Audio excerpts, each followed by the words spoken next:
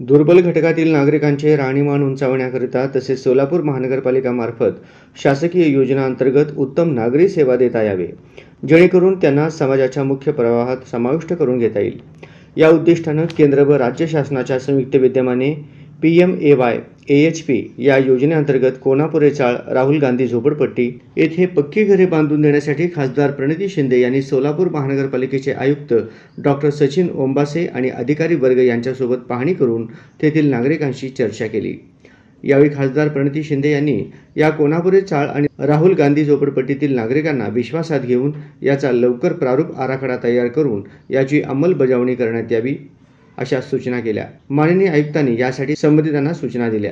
यावेळी सोलापूर शहर काँग्रेसचे अध्यक्ष चेतन नरोटे, माजी नगरसेविका श्रीदेवी फुलारे, कोणापुरे चाळीचे चेअरमन बसवराज मैत्रे, रंगनाथ मरड्डी, शिवराम जगले, नागनाथ मैत्रे, राजू अलकोड, सुशीलकुमार मैत्रे, रवी आसादे, सदानंद मैत्रे, अंबादास नाटेकर, मल्लू मैत्रे, राहुल गांधी झोपडपट्टीतील असिफ तिम्मापुरे, हारून शेख, बडेपीर मेंबर, बाबा शेख, इम्तियाज दर्जी, सलीम बॉस, रफिक रामपुरे, मौलाली दर्जी आदी उपस्थित होते.